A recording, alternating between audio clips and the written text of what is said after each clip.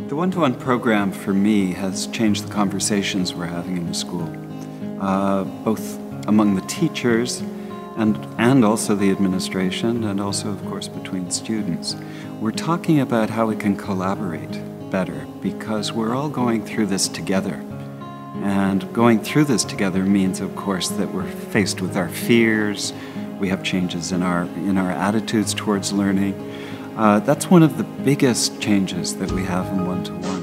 Education becomes more real for the students. The teacher is no longer the owner of knowledge. Students and teachers are both learners. Bringing the laptops into class also means that the teacher isn't the sage on stage anymore.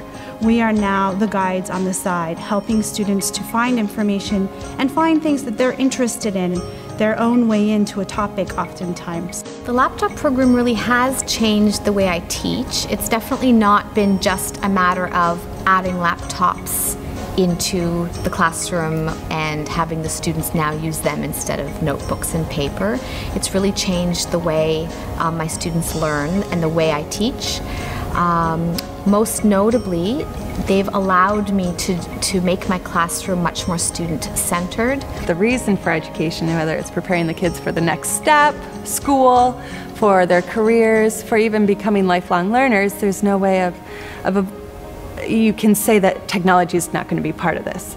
And so our approach changes in that we can teach students how they can go towards a step, how they can use technology in their everyday life to answer questions, to do things like that. The learning process of the students, I think now, instead of them receiving information that I share with them and then maybe doing a little bit of practice, it's a lot more of them discovering and learning. I give them some tools, some strategies, and then they're going out and learning by doing. We'll reconsider our assessment methods because there's no point in teaching anything that can be memorized because all the information is available right there on the internet. It's more about how you use and apply and evaluate the knowledge that's there for you.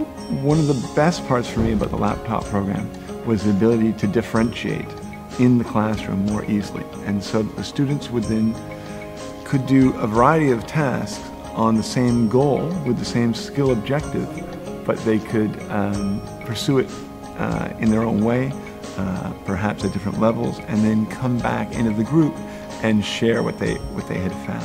It also diversifies learning and teaching strategies, allowing the students to expand their creativity. Sınıflarda dizüstü bilgisayar kullanımı öğrencilerin teknolojiye ulaşımı konusunda büyük bir eşitlik sağladı.